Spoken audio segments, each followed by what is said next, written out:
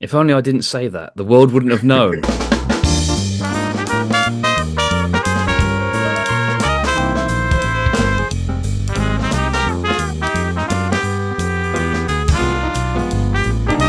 Hello and welcome to the Jump Show, and it is the opening week of the jump season proper. Chepstow this weekend, and their new three-day meeting, Friday, Saturday and Sunday, concluding with the Welsh Champion Hurdle on Sunday, moving from Fossas to Chepstow. We're all looking forward to it. Hopefully we can find a couple of winners. And lads, look, it is the jump season proper. We've been batting around, Huntingdon and Worcester and Stratford, but now we're here at the glorious place of Chepstow. I say we've been batting around at Huntingdon. Dan, you specifically been batting at Huntingdon. You were there the other day, but I suppose nice day at Huntingdon and some nicer days hopefully at Chepstow this weekend.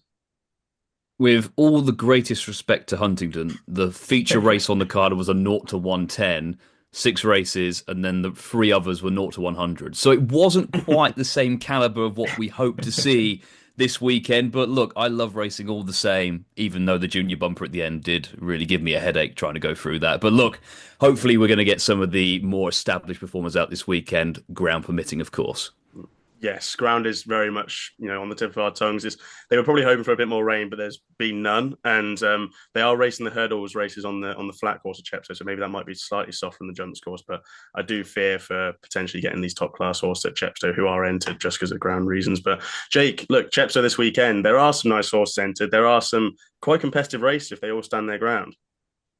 Yeah, definitely. And it's that time of year that we always talk about, isn't it? Where you've got the mix of the summer jumpers having their last hurrah. You've got the new horses coming in for starting out their campaign. So fitness is obviously going to be on the agenda as well. And yeah, I mean, I'm just happy that we can finally say that the jumps are officially back and we don't have to dance around that term anymore.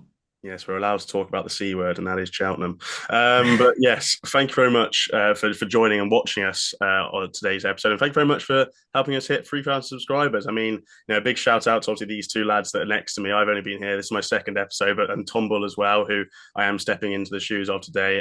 But a massive thank you from, I suppose, all of us, but many of the three lads for hitting 3,000 subscribers. Hopefully, as the jump season kicks on, we can keep that number rolling onwards. And please make sure to like this video if you are enjoying it. We're trying to go for that goal of 200 for today. So if you can hit that, that will be very, very pleasing. And make sure to subscribe if you haven't already. Recent notable performances, gentlemen. We have probably been keeping one or both eyes on some of these jumps meetings that have been going on in Ireland and England. Jake, I'll come to you first of all. Is there one performance in maybe the last couple of weeks that you sort of were quite interested by? Yeah, definitely. There's been a few nice performances. There's been a lot of good racing, to be fair, for the time of year. But I'm going to go to a race at Galway this week, the 2 mile 2 furlong beginner's chase, where Will the Wise was definitely a massive eye catcher in second. This was his run number 2 of 4 in the bag, but we'll get onto that a bit later on. 6 went to post, and it was only ever a 2 horse race. It was him and Old Man Dingle. Old Man Dingle kind of went off and took up the running, but Will the Wise just really jumped so well. He was searching for every fence. He was making lengths at every fence. He was meeting them all on the right stride. And as such, going out onto the back straight, he actually took up the running and ended up managing to get himself into a 5 length lead, jumping the last, which normally at Galway you wouldn't see a horse beat. But I think that Keith Donaghy was definitely tenderly handling him, shall we say, up the straight. Took him all the way over to the standside rail, which is quite a trip at Galway. And in the end, Old Man Dingle came through. Again, really nice performance from him as well, but went through and won it by half a length. I think, by the way I'm talking, you can be kind of tell that I'm kind of glad he didn't go and win this. As I said, there's going to be spring pots in mind for him. Let's not get carried away by which one we're going to be going for, but I do think that he's got a really nice handicap in him because he jumped so well. Obviously, he did really well last season going for the Pertemps. Didn't really get his ground on the day. If we get a soft ground festival, a soft ground, Fairy House Festival, something like that, I think there's going to be a big race for him. So yeah, Will the Wise definitely a chaser to keep on side. Yeah, I was happened to be in the racing TV studio that day watching the race, and I thought he was the winner for a while, to be fair, and then just didn't get Yeah. the last few stages. So definitely one that was on my shortlist as well. Dan, one from the Cromwell stable. All about for you. Anything on this side of the water? Yeah, we'll go to your Toxtron Sunday, where I think there were many sort of an eye catcher, particularly for the Skeltons. I think that wasn't missed by many. The one I'll go with probably wasn't the most notable of those. It was Larico, who ran in the opening maiden hurdle, finished third. That race was 6 seconds quicker than the second maiden hurdle, so the time was really good. They went a strong pace there early. It was his first start for the yard, having placed in a couple of bumpers and over hurdles in France. 9 to 4 in the morning, out to 8 to 1, ridden patiently, never on terms and under hands and heels instructions. So you can imagine there's going to be some improvement there. As I said, the time was good. Some nice types in that race, I think. The second was Tip Top Tim, who I think the Snowdens think is a fair horse. Raced a base as well for the Twiston Davies team, and the winner was race fit. So I think it will work out relatively well for a main hurdle that time of year. And this horse is a half brother to Flower of Scotland, who we know is an out and out stayer. So I imagine down the line, sort of softer ground handicaps going up to an intermediate trip, Larico will be one to keep on side. Yeah, the Snowdens do think that Tip Top Tim is quite a nice horse. So I think, any form line with him is definitely one to keep on side going forwards. For myself, I'm going to Ireland, and we've had one from the Gavin Cromwell stable, huge stable, one from Dan Skelton's again, huge stable. I'm going to Cormac Farrell stable for my eye catcher over the last couple of weeks. It's only right. But again, one that I just happened to be watching, I was watching the Goran Park bumper 2.5 mile furlong on the 3rd of August, and I thought the Maximilian Lady shaped quite nicely in second. Had a couple of quid on her. I actually thought I was going to be collecting at one stage, and then just Mullins in the bumper with Patrick on board came and swept by and ruined my dreams. But I thought she ran really, really nicely. She looked very impressive when she won on 2 starts ago now at Galway, just absolutely bolster. Won by 13 lengths, looked like a really, really smart horse. Then ran behind this Lizardorn for Willie Mullins, and again shaped just nicely. That was a listed bumper. I imagine her Gold Cup will be that mare's bumper at the DRF. Now I know that's sort of long-term planning, and she has to get there first of all, but she does just strike me as that type that can go into that sort of grade 2 company and be quite competitive. She's got decent bits of form as well, like going back to her Ballinrobe bumper debut. She finished second to Blue Waters of Gordon Elliott. Blue Waters come out since won a Ballinrobe bumper, so there is Glenn won a maiden hurdle at Ballinrobe. So it's all working out nice enough now. So hopefully Maximilian Lady can be a horse to keep an eye on going forwards. We won't hold you on too much longer. We'll go on to Chepstow then this weekend. There is plenty to talk about. We're going to go to the first race that we want to cover. It is the Veterans Handicap Chase, 2.7.5 furlong on Friday. 3:12 is the time. Some nice old boys in here. I know Laminos is topping the market, about 10-3, something around that area. And it's a race that we've had plenty of fans in before. I remember getting I Right beat by Good Boy Bobby one year. That was just... Same. Yeah, absolutely criminal. The absolute nap that gets brought up in conversation when talking about this race. It's just like it was oi oi after the last, and then after the line, you were just like, oh no, what's happened here? But hopefully, I Right isn't here, so we don't have to cry ourselves to sleep anymore. Lamilos tops the market 10-3, Cortland 7-2, Lord Accord 6-1, Torn and Frayed 8s, Tullybeg 10s, Hanging There 11s, Woolcarver 12s. They're all bigger. The rest. Dan, I don't want to bring up bad memories of I Right, but have you found a horse in here who could go one place better than I Right in the Veterans Handicap Chase? Well, I had another bad memory last year because I plotted out Wayfinder for this race for about 18 months, and he got to the race, was backed into favourite, and he was the only horse of Rebecca Curtis on the weekend who ran awful, bled at 5-2, and I was so keen, and literally the only horse of that yard who didn't win that weekend. So it's a harrowing race for me, this one. But as you say, there are some old favourites in here, and one of mine is very much Lord Accord, who I'm happy to have back on side here. So first run in Veterans Company, always a nice angle to go for, and he just loves this time of year. Like, this is his generally where he strikes. 6 of his 8 wins coming between September and October. This time last season, he bolted up Wincanton off this kind of mark, and then he finished second when he was favourite for the Badger Beers. Obviously, we know good ground is imperative to him. On the chase course, it's going to be very lively, we're going to imagine. He's also one of the most likely, if not the only, real pace angle in the race, forward-going type. That tends to suit, as we've seen in the past. And he's been running back into form in recent months in the summer, and the second to Oliver's Travel has been franked by the winner going on to win again next time out. So I think a few of these we're going to have other days in mind in this kind of sphere, but I think for Lord Accord off of featherweight, it's his time of year. I think this is probably going to be his best chance. Am I right in saying, brought up bad memories there of I Right, but good memories. Am I right in saying you tipped/backed this horse when it won at Cheltenham in October 2022? I feel like that's... I think that might have been Josh. Oh, was that Josh? I think it was Josh, yeah. I've got to remember like his one winner in the last 3 years. So it's... I thought that was I your can't take blow credit there. for it. Well, No, I anyway. backed him for an Ultima, I think, and that went Uh, well because then he ran sorry, the Kim yes, Muir that on soft makes ground. sense. You were chatting about him for a while for the Ultimate, and then yeah, he didn't go. He went to the Kim Muir, didn't Yeah, pulled up. he? Winner Good in front. times. Winner in front. Lord Accord then a bit of an each way price if you back at those prices 6 to 1 for Dan. Jake, what about you? Yeah, I've got respect for Lord Accord, but I'm also going to be looking at towards the other end of the weights actually, and I thought Hang In There had a pretty good chance. He's been probably one of the most falsely handicapped horses in training for the past year or so. He won the Summer Cup last June off a mark of 155, and ever since then he's been up in the high 150s. I think he was up to 159 was his peak, but he just kept on running really decent races, so the handicapper couldn't really do much about it. Um, he was fourth in the Grade Two Charlie Hall this time last year. So what can you do at that point? But when they came back for the spring, obviously he's a horse who needs decent ground, which he's going to get. He started to run some decent races, but finished down the field in huge weights. So his mark started to finally fall. And his best run was actually at Perth in June when he was second behind Statuario, who's rated 131. That was in the Perth Gold Cup. That was a really good effort. He was seventh in the Summer Plate last time out. He's finally seen his mark drop down £4, and he's now rated 147, which is his lowest mark since September 2023, which is quite, quite impressive to be honest. I think going back into Veterans Company, that's going to help him. He still obviously has to burn him a top weight, but that horse that we've already spoken about, I right, he was running off his lowest mark for 3 years when running it in this race 2 years ago, and obviously just beaten. So I thought Hang In There had a lot going for him. This should surely be his Gold Cup. I'd imagine they'll probably take him for a break after this, with the spring in mind. But yeah, I thought he had a great chance off this ground, especially. Yeah, I'm seeing off a similar hymn sheet here with Hang In There.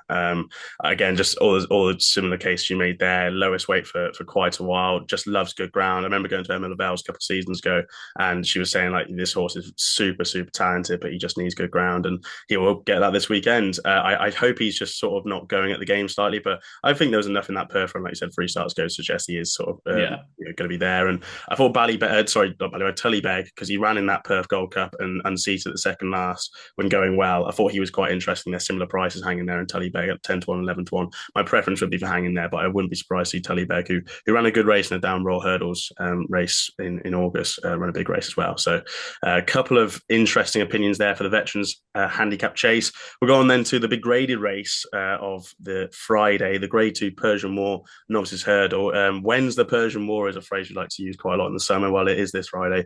And Queensbury Boy 6 to 4, lump on from David Maxwell. Thank you, Mr. Maxwell, for ruining the price. Stick to the plan 5 to 1. Money Gareth 6s, Jack Hyde 13 to 2, Canesburg for Gordon Elliott 10s. Nigel and Willie and Davis have cracking their 11s for the double green and bigger about some of the others. Jen, so there is a big talking horse, I suppose, and it's quite interesting to say that about a David Maxwell horse, but Queensbury Boy is that at the top of the market. Jake, I'll come back to you. Maxwell's had his say on things. Harry Term's apparently going to just win the Persian War and we move on. But how do you see this race panning out? Because there obviously are some interesting horses elsewhere with Stick to the Plan coming over from Ireland for Ollie Murphy. It's a very interesting contest. Yeah, as you said, the cat is well and truly out of the bag, isn't it? Look, I think Quincy Boy's got a good chance. I think he's probably the deserving favourite. He's going to be overbet based on these comments. He's going to be overbet the base that, David Maxwell's not on board. Could I see him winning? Absolutely. Would I be backing him at 6 to 4? Definitely not. So he's one I can watch win at that price. But as you said, it's a really decent renewal. Like there's 8 runners in here, and you could make a case for all of them. To be honest, I don't think there's anything that you could really rule out. Maybe Lara V probably has the least chance of them all, but the odds reflect that. Money Garrow was really interesting, making his hurdles debut. If you knew that the Skeltons were fit and firing, then he would be very interesting off that type of price. Killwater as well. He's another making his hurdles debut. You've got to respect a horse who's making his hurdles debut. He had some graded bumper form. Looks a nice type himself. And then obviously Canesburg finally came back to some sort of form last day as well. So yeah, it's a really interesting race. Jack Hyde won at Newton Abbot really well. He's got the fitness on side. This has always been the target for him. Stick to the plan, as you mentioned, won a listed race at Galway. So I think that you can make cases for all of them. I obviously won't be having a bet, but I'll be really interested to see what happens. And I think the form probably will actually look quite strong when we take it forward. Yeah, hopefully. I mean, it's a race that sort of had those big Paul Nicholls trained horses going sort of, odds Mm. on, odds against at the top of the market. He obviously doesn't have one in here, but we have got that Queensbury boy who is, going to be well backed, and we'll see what the form is like. And I find it interesting that Gordon Elliott's St. Canesburg here, and he's also got Speculatrix, I think that's how you pronounce the horse's name, in on Sunday. Two horses who have been running through the summer, so should be sort of one of the more race fit horses this weekend. And just to see how they pick up in this kind of company will be very interesting. Dan, David Maxwell, is he going to have a Grade Two winner? Not in the saddle. I echo a lot of what Jake said. To be honest, it's a great race, and we often get very mixed versions of this. But you'd say of like Lara V, for example, she probably would have been favourite for two of the last three renewals of this, and Hmm. she's 28-1. Such is the state of the year when Flying Fortune and Accidental Rebel won their versions of this. This is going to be completely the other end of the spectrum. I will happily sit this out from a betting perspective. I won't go echo more of what Jake said. I thought the one who's the most overpriced currently is Killwafter. I thought that was just far too big currently. I would have him much closer to the likes of Jack Hyde, for example, based on pure class of bumper form. I think that's been quite drastically overlooked for a yard who know what it takes to win this race and have often aimed a good one at it, as we saw with the likes of Time Hill. So he would be the one I would say is currently overpriced around 18-1, but at the minute I'm happy to sit this one out. Unfortunately for you two, I will not be sitting this race out, because Queensbury Boy has been a horse that's been on my agenda for a long time. Now, I don't want to just say I jumped on when Maxwell said what he said, but I have actually liked this horse for a while. I was there when he won his Chepstow bumper in December 2023. The best story from that day is that Harry Durham, when legging David Maxwell up, said, "Don't go too soon. Get to the second last fence when you get to the front, and then just let him go and win. If you do that, he will win." So in pure David Maxwell style, he got to the third last fence at the front, absolutely tanking, miscounted the number of fences in the home straight, and that's why he was there too soon. Was sat there waiting and waiting and waiting, and then went on and won. But look, I think he's a very, very talented horse. He is Harry Durham's best horse in the yard, according to the trainer. And look, the comments obviously help and don't help. It's good to see this has been a long-term plan, but it's obviously, the comments have come out and he's now probably a couple of points shorter than what he would have been. I'm not ditching him now. This is probably his best time to win a big race, and 6-4 I think is fine. The reason I say that 6-4 is fine is because I think stick to the plan obviously is declared, but we had Sean Bowen on the pod the other day, and he said he's not sure if he's going to run if no rain comes, and then you're sort of getting into the likes of Money Gara and Jack Hyde, who you can make cases for, but also do have to step up. I think Queensbury Boy steps the standard, and I'm happy to back him at odds against. So hopefully he can go and oblige and start the weekend off nicely for me. If he doesn't win, you'll see a corner of Chepstow where I'll probably be crying, and before we move on then to Saturday and the Sunday of the Chepstow meeting, we've got anything else, gentlemen? Any declarations, Dan, for the first day of the meeting that you've looked at and gone, that's an interesting one? We're still waiting for a lot of prices on things. So obviously, it makes it a bit difficult. I thought the 2.5 mile handicap, the penultimate race, was an interesting one. There's a few in there that I think will definitely have claims of being well handicapped. I think the one I was kind of interested stepping up to this trip was Razzle Dazzle Boy for Tim Vaughan with Sean Bowen booked.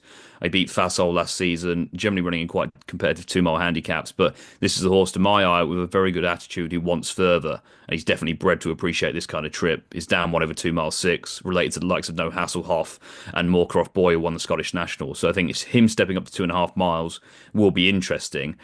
And I think because there's such a depth of runners in here, you're generally going to get an each way price about most things. So I would say that was the most interesting race, at least from a betting perspective, on the card outside of the ones we've discussed. And for yourself, Jake? Yeah, I thought the opening novice hurdle, obviously 30 got declared, so it got split into two, so there's two divisions. I think that's really good. Nice to see two well-supported novice hurdles after the walkover today. But of the the runners in there, it would very much depend on prices, obviously, if they're bets or not. But I thought Frontier Prince was the most interesting in the first, Fergo O'Brien, and then in second, Masked Man, I thought was very interesting for Nigel Twiston-Davies. He was going to be favourite for a Seville race the other day, over 2.5 miles. But he's dropped back to 2 miles here, and I think he showed plenty of pace in his point to point, so that wouldn't really worry me too much. So they would be two on my radar, obviously very much price dependent. And the other one I thought was actually quite interesting it was in the novice chase, the 3 mile novice chase on the card. Coco Madame as well is clearly a deserving favourite. She's got an official rating of 139. But I thought if you dug beneath the surface, that there actually are some grounds to take her on, really. She was obviously very well back for the Staffordshire Plate when she won that off 130. That was clearly a mark that she was well capable of. She then ran off 140 though in the Summer Cup and was absolutely smashed. So I'd say that she's probably at the top end of her handicap mark. And, that run came at the end of June. She had a run at Worcester last month, so after like a 70 odd day break. And she was very, very lucky to beat Secret Tricks, and he's only rated 130 over hurdles. So I thought that, while she probably will be favourite and probably deserving favourite, you could probably take her on. And the horse that actually I thought would have a very good chance, I know his official rating wouldn't suggest it, is Knight of Allen. Obviously, he's the lowest rated in the field. Perhaps Friday might not be his day, but he has a preference for good ground. If you look through all his form, he's always run better on good ground. He won at Chepstow in April 2024. He won at Foss last at the end of last season as well, where he beat Ben Solo. Obviously, that looks a pretty nice piece of form. And he also has that piece of form last season where he was third behind Steel Ally and beat the Bat as well. And they're pretty decent horses themselves. So I know connections think the absolute world of him. They think he's going to make it into a really nice chaser. So yeah, as I said, maybe Friday might not be the day. If he's a big enough price, I'll probably take a chance on it. But he's definitely a horse to keep on side. Yeah, that race is very, very interesting. Obviously, it's only 5 runners, but like you said, Knight of Allen, Jane Williams loves having a runner and a winner at Chepstow. Maybe the ground might be a touch on the good side for him, but he is very, very talented. Welcome to Cartrees. He's the big plan for the Badger Beers chase, I believe, for Paul Nichols. So it'll be interesting to see how he goes. I thought double powerful. Is there a market priced up currently? Not at the minute, unfortunately. Well, depending on what price Double Powerful opens up, I thought very interesting. Finished third to Aston Martini in a handicap hurdle last year at Kempton. Aston Martini's gone bolstered in a listed race in France. Now, what the form of that race over in France is worth, don't know. But I think Aston Martini is quite a nice horse, and Double Powerful went and finished third then at Aintree behind Deep Cave in that Premier handicap. So thought he'd be very interesting. He obviously likes decent ground as well. So definitely an interesting novice chase to keep an eye on Friday. On the Saturday, we're going to be going to the Native River Handicap Chase. Now, this has got 18 entries as we speak. Declarations haven't happened as we are recording, but we have a market. Destroy the Evidence is 5-1. Ho Jolie Smoke is the same price. Neon Moon, who won the race last year, 13-2. Deep Cave, just mentioned there, is 10-1. Ilda Jersey for Nicky Henson is 10. Snipe is the same price. Lighten Strike for Mickey Bone and Sean Bone is 12. Same price as Pull Again Green and 300 through 5. And it's bigger about the rest for likes of Sail Away and Ballycampus and Hanging There is entered in this race as well. Dan, look, the Native River Handicap Chase, wide open, it seems, in the betting market at 5-1 the field. Have you managed to find one that you're quite interested by? Well, I think Destroy the Evidence will be popular. I'd expect him to go off favourite for this, obviously based on the form of last year when he beat Haiti Colours. But you'd have to be reliant on returning back to that. And we know the yard can get him back ready for the start of the season. But his form tailed off, I thought, quite disappointingly after that run last season. I guess it wasn't overly dissimilar to how his novice hurdle campaign went as well. Very good early on, not so good afterwards. So I think he'll be ready for it, and I think he'll be well backed as well. I thought at a bigger price, Light and Strike was one at an each way price. I thought still had a kind of race like this in him at 3 miles. So he's having his 20th chase start, so he'd be one of the more exposed. But then again, you look through the list here, there are a lot of exposed horses in this. I don't think this is an overly deep race by any stretch of the imagination. He's definitely going to get his ground, always been a good ground type, and it's only, say, his third attempt at this kind of trip. Like, he was in third in the Summer Cup, back off this mark on his final start for Emma Lavelle, now since with Mickey Bowen. They sent him to the Kerry National, where he unseated at the first. He was only 16-1 for that race, and he's 12-1 for this. And I would say the Kerry National was at least 2 times, if not 3 times deeper in terms of strength and depth. Like, when I'm looking at Snipe 10-1, that's all I need to know about the depth of the race. Like, that's kind of where I draw the line. So obviously not ideal preparation, but we know he's kind of been geared up for some of these early ground handicaps. He's probably none the worse for it. It was a fairly soft unseat. Sean Bowen booked for the ride. I thought he still had a race like this in him. And I don't think there's a massive amount of depth to this. That's quite an interesting case there, mate. License strike 12-1 could be one for the Bowens there. Jake, what about you for the Native River? Yeah, not only is there a lot of exposed types in it, but I think there's quite a few that have got bigger targets in mind. Like Ho Jolie Smoke, surely going to be going for a bigger pot than this. Deep Cave is probably one who definitely will be. 300-5 is one who absolutely is. I wouldn't be seeing him winning this at all. So doesn't he also need to go right-handed? Like, so it's a bit weird. It's a race. It's like a race in Ascot in December. Is like the one time where he's like, "Yes, this is me." Yeah, exactly. So I actually came down. Thought that the two with the biggest chance were the two that Dan's already spoken about. I thought Destroy the Evidence. If he's fit and ready to go, which you'd imagine he will be, then I think that he could see a lot of them off true fitness. I think he is a very talented horse. As Dan said, his form definitely tailed off, but yeah, I do think that off our mark of 135, with that fitness known, I think he would definitely have a big chance. But then Light and Strike is the other one. As Dan said, the Kerry National was infinitely stronger than this, and he was not without being fancied in that race. To be honest, I know he went off 16-1, but he was definitely shorter than that in the build up to the race. So yeah, I thought Light and Strike would be a definite each way play, and then Destroy the Evidence a win play in this a race like this, because there's so many question marks about so many of the horses in it. Well, we'll make a trio then for Light and Strike. He's not a strong fancy from me, but he is I didn't definitely expect this. he's definitely one that's on the radar. Just he doesn't look the most exposed horse in the world. He was rated 140 at one stage. Now, obviously, he's rated 139. That's not a massive difference, but he hasn't exactly been chucked up since. And he's finished second at Uttoxeter. Obviously, like you said, went over to the stall last time out. Yeah, I could see the case at a price 12-1. I will also just make a case for Neon Moon, last year's winner. You could do a lot worse this weekend than backing this horse. Won this race of 132 last year, now rated 130. After he won this race last year, he went to Ascot and finished third to Chianti Classico, who's just been retired today. But that was off 136. He's probably well handicapped to go well, and he does go well fresh on this kind of ground. Obviously, he's a course and distance winner, having won this race last year. So I think you could do a lot worse than Neon Moon at 13-2. But seems like Light and Strike is quite popular. Hopefully, he can go well for us. I don't know. 320 at Chepstow is the Silver Trophy. Again, another competitive race. Joshua Bosch, speaking of last year's winners, Joshua Bosch won this last year. Form tailed off subsequently, but he is the favourite, 4-1. Friendship for Philip Hobbs and Johnson White at 5s. Royal Infantry at 6s. Joyu Machen, where's Andrew Blair White when you need him? 10s. Napper's Hill, the same price, and the same price as Rambo T. And thanks for the help. And Tom Donifon at 10s, and then bigger prices, the rest. I'll come over to you, Jake. Look, 28 entries as we speak, so there is quite a lot to get through. Only a maximum field of 18. That's positive to see, but is there anything that's sort of catching your eye at this stage? Yeah, definitely. It's a very competitive race, as you said, but I don't think there was a lot in here that like super well handicapped or under the radar horses. But a horse in here that myself and Dan, I went back and looked through the messages. We were talking about on the 5th of September about him for this race, which is, We are are we losers. sad? Yes. But have we found the winner? I hope so. Friendship. I thought that he Ooh. had outstanding claims, to be honest. I mean, if you go through his form, obviously he seems to love Chepstow. He ran at this meeting last year in the novice hurdle. He was second that day. Palacio made all of the running, was a bit of a canny ride out in front. Friendship was the only one who closed in from the pack, though, and the front two ended up pulling 16 lengths clear of the rest. He then stepped up in trip to 2.5 miles and beat Let It Rain, who obviously was very well fancied for the Skelton team that day.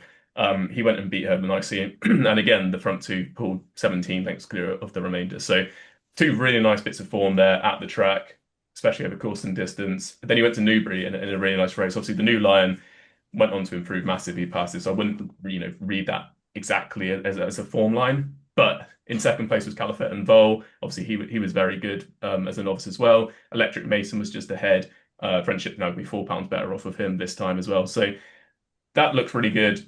Then went to Taunton in January and won a Taunton race over 2 mile free. Nothing in terms of form, but it shows that he's a good winner. And I think he's a horse who's going to enjoy this type of ground. I think a mark of 128 makes him really well handicapped. And obviously, Hobbs seems to love throwing a horse at this race these days. Yeah, Orby's Legend won it in 2021. Master's Legacy was sixth in 2022. And then in 2024, Larry's Bar came in fourth. And obviously, he went off chasing afterwards. I think the plan for Friendship is to stay hurdling. So you'd imagine this is one of the big pots that they've, outlined for him. And yeah, I just thought he had really good chances. I think he's around 5-1 Ante-Post, but there's only two bookmakers who price it up. So I'm hoping for potentially a little bit bigger once everyone gets involved.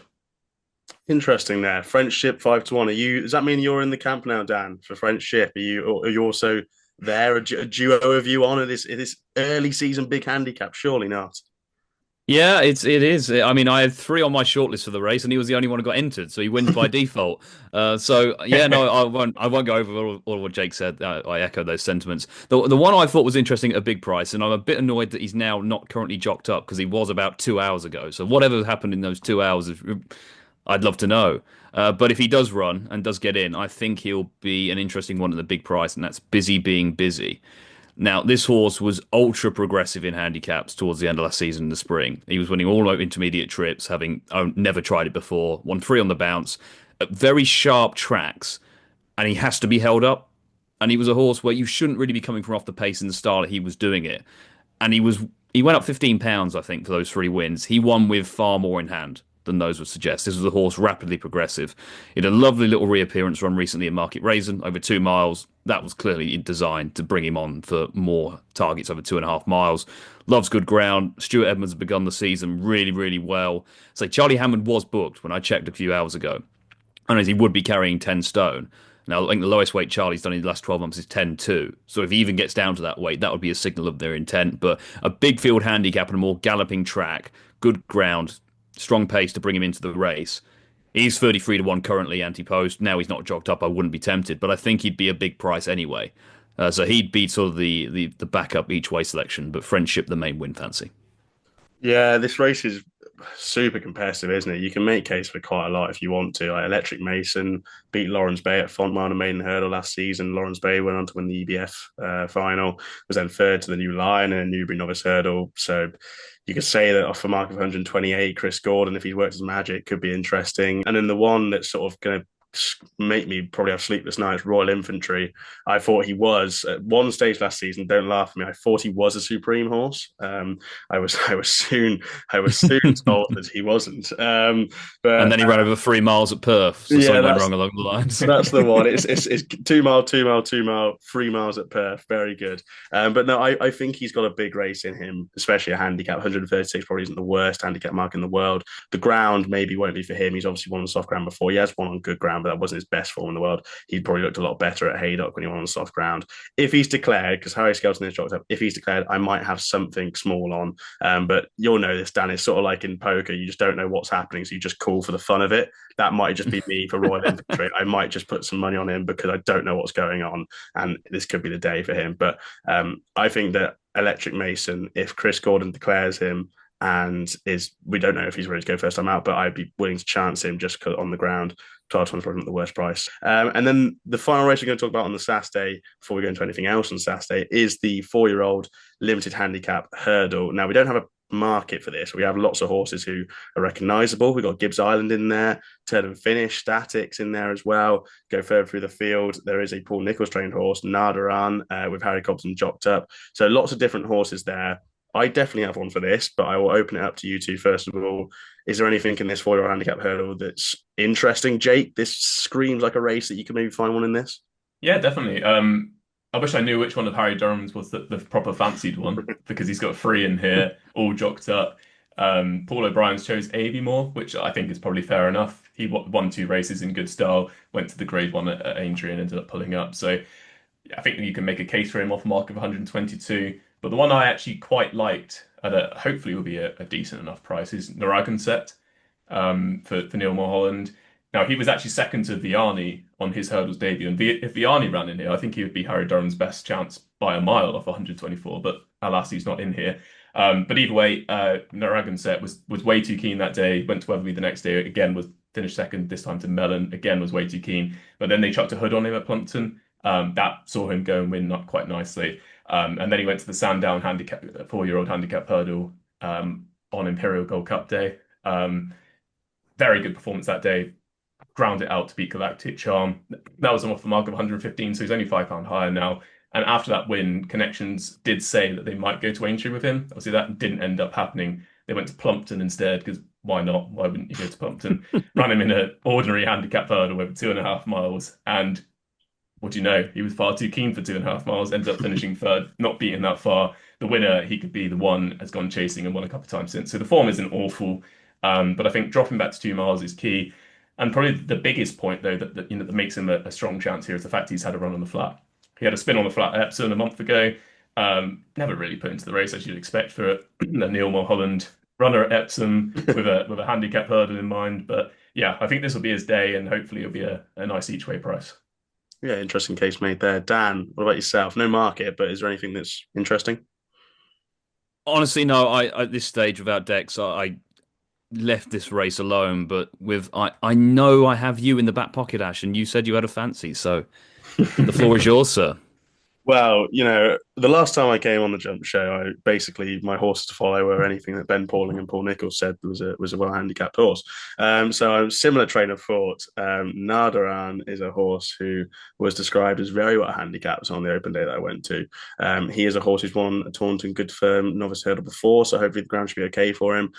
He has been very disappointing apart from that Taunton race since he's come over from France. Like he ran at Kempton and finished fourth, and Musselburgh and finished sixth, beaten 33 lengths. But I think because of last season being so bad, he is on a handicap mark that's probably £10 lower than what it should be at least. I don't know how well the Paul Nicholls also going to be going first time out, but I can take sort of a bit of positivity in it, in the fact that Paul Nicholls' stable form doesn't look too bad. He's had 2 from 2 in the last 2 weeks. He's had 20 winners from 47 runners at a 43% strike rate. That's a lot different to what it was last year. I distinctly remember the Paul Nicholls horses coming as Chepstow and they were running like a drain. So this is hopefully a bit more of an indication that the horses that Paul's going to run this weekend, or at least some of them, are going to be, fit and firing. I hope Nardaran's one of them. This looks like a race that he can win. There aren't too many sort of 4-year-old handicap hurdles, so if they are going to be running a race like this, they surely have to be going for it, all guns blazing. So whatever price Snarder opens up at, I don't know what price it will be, but I imagine he'll be slightly shorter than what he should be because Harry Cobden's jocked up and Paul Nicholls and all that traction. But if he's an each way price, I'll definitely have a swing on Nardaran, number 16 at this stage, but don't know if he gets declared and all that. But yeah, that'll be for me in the 4-year-old handicap hurdle. Anything else across the day, Dan? If you don't have anything for this, surely you must have something for some of the race we haven't mentioned.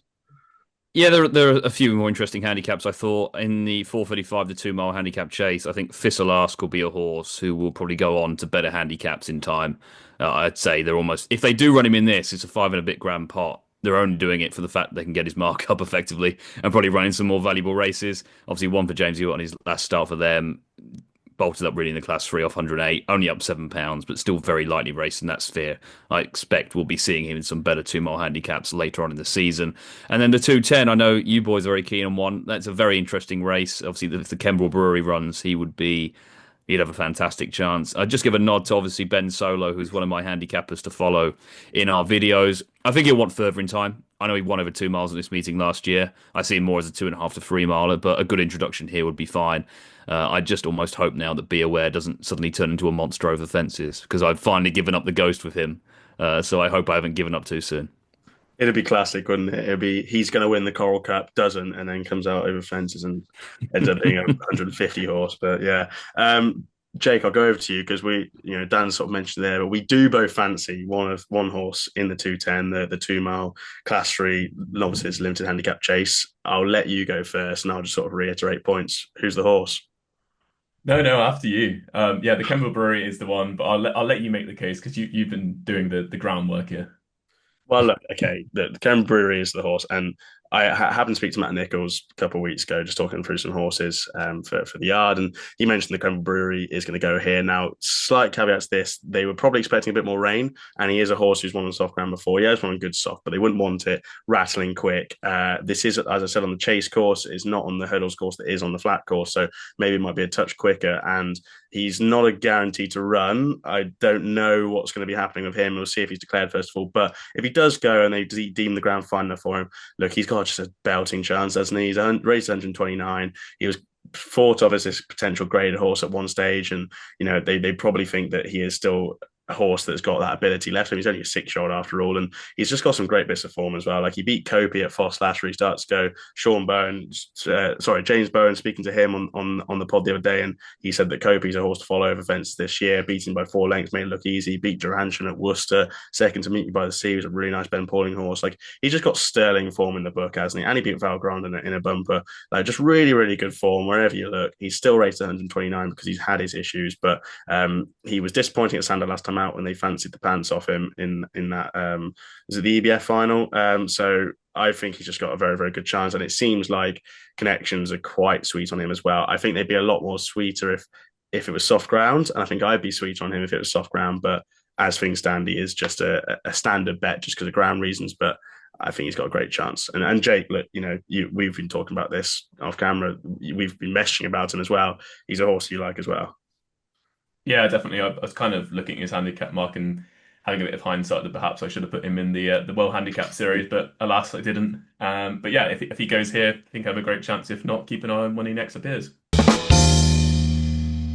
The final day then of the meeting will go on to the Tom Malone Bloodstock Novice Chase listed race, 7 runners, 2:42 on Sunday. We're just going to be previewing the 2 races, but 2 quite interesting races. Again, no market for this, but there are recognisable horses: Blue King Daru, Doyen Quest, Wendigo. Be interested to see how he goes in the chasing start.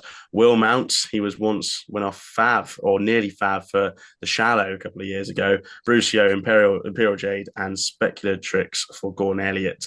Dan, I'll go to you. Wendigo could go, but ground concerns for him. Blue King Daru could go. Obviously, this 151 races to hurdle now going fences. Doyen Quest, this massive improving handicap from last year's. There's plenty of interesting horses there, isn't there? Yeah, I'd say it may well cut up quite a bit this race, depending on how the ground situation by the Sunday. As you say, Wendigo definitely wouldn't when he's starting his chase campaign on just shy of 2.5 miles on rattling quick ground. Because if he did, I'd almost half fancy him to turn over Blue King Daru, who we've seen in recent years. Paul Nicholls sent good horses here, and they haven't exactly been A1. They've tended to improve for it, so that wouldn't surprise me. And then if he wasn't, the thing is, if Wendigo wasn't to run, you are really looking at other options and thinking there isn't all that much that could potentially threaten. Obviously, you mentioned Doyen Quest. I would dare suspect it will be a case of handicaps later on in the season. More going to be his objective rather than winning this and completely ruining that. So it could just be a bit of a tap in for Blue King Daru, depending on the ground.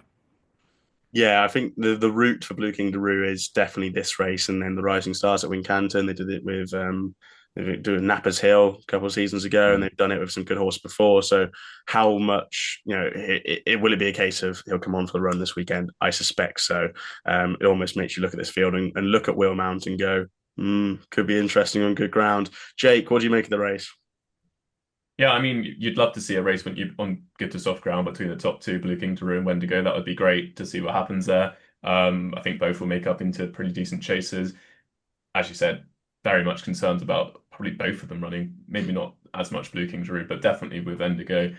Dorian Quest could end up just being favourite by default, which, you know, might put a pave to some handicap plans. But yeah, no, it's not a race I've got a position in at this point anyway. We'll wait and see what turns up on the day. But yeah, it'd be really good if we could see Blue King Daru and Bendigo take each other on.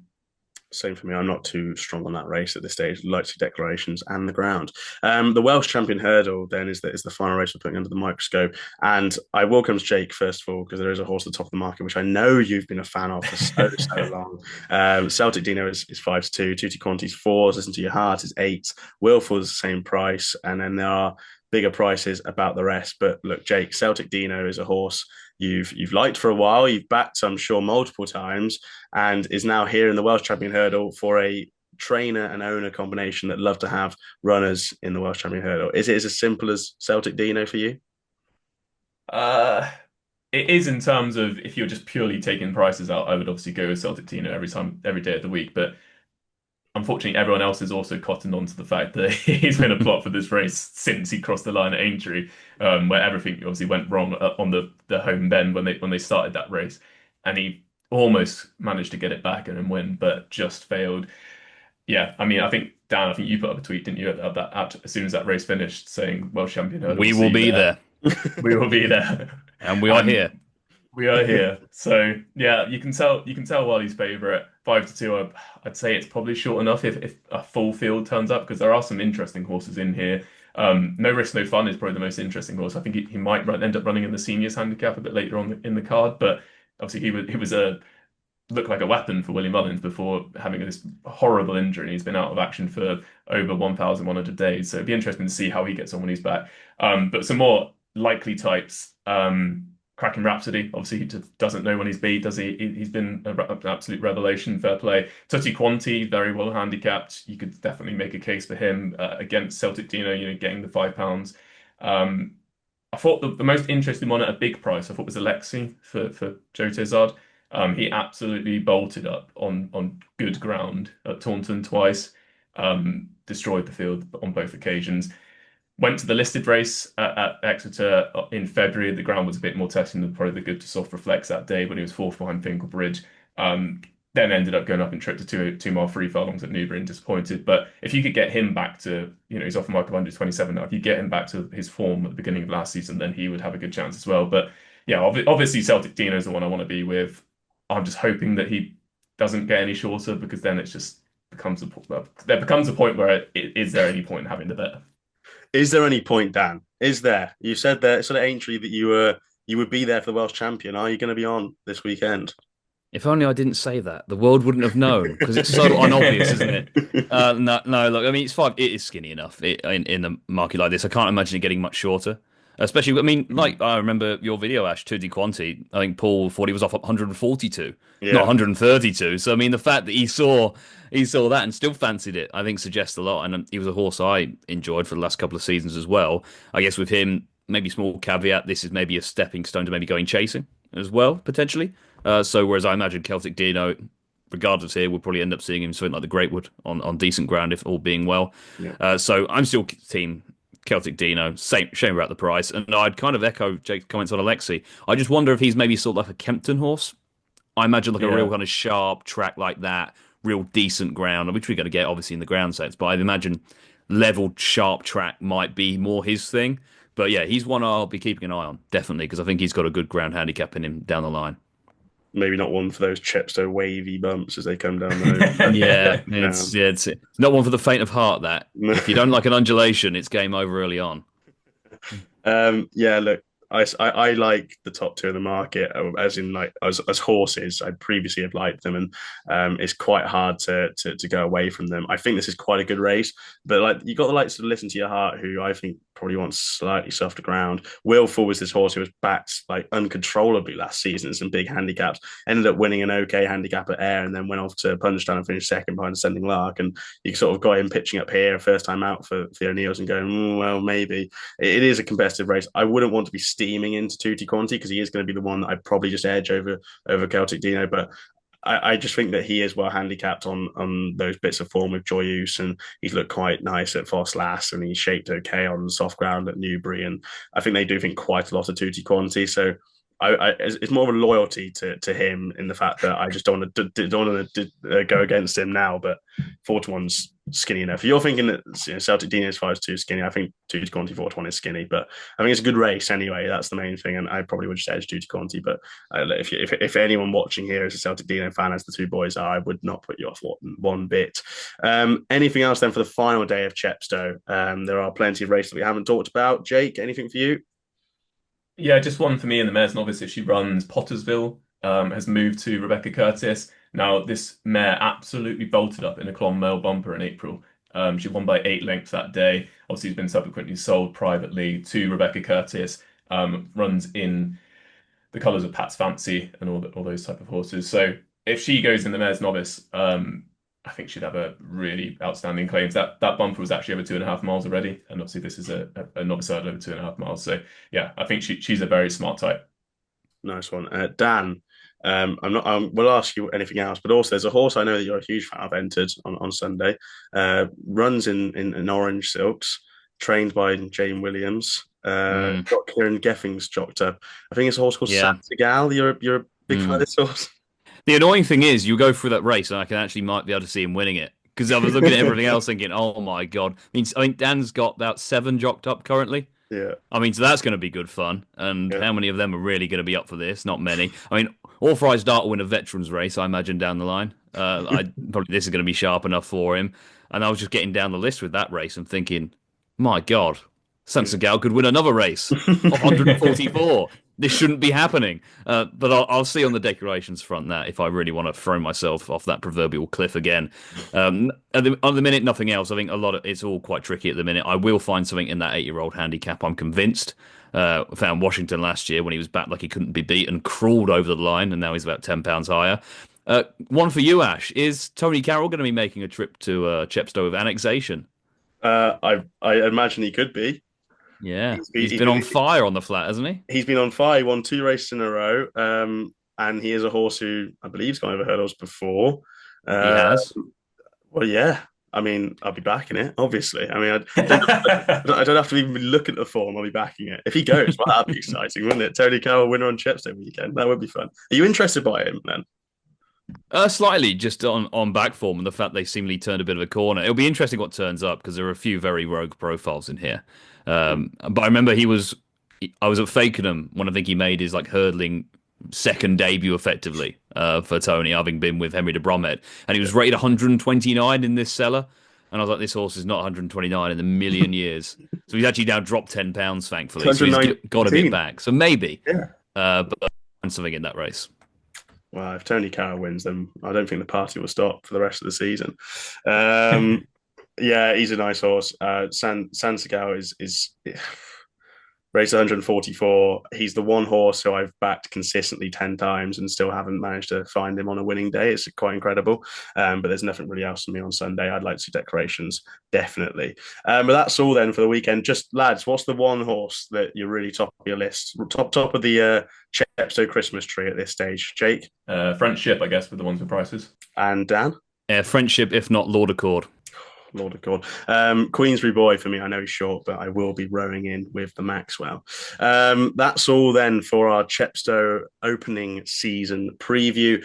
Do make sure to like and subscribe, and we are going for that 200 like goal, so make sure to absolutely smash it if you want to see Queensbury Boy win. Comment down below your best bet for Chepstow this weekend. I'm sure there'll be plenty of fancies across the 3 days, and when decorations start rolling in for Saturday and Sunday, hopefully the picture will be a little bit clearer. And we'll be back next week with a brand new video as the jump season continues to roll around. It may be that sort of weird flat stuff next week. I don't want to talk about it on this show, obviously, but there will be Cheltenham very, very soon, and we'll be back with a brand new video next week. Lads, you going to Chepstow this weekend? You going to enjoy it?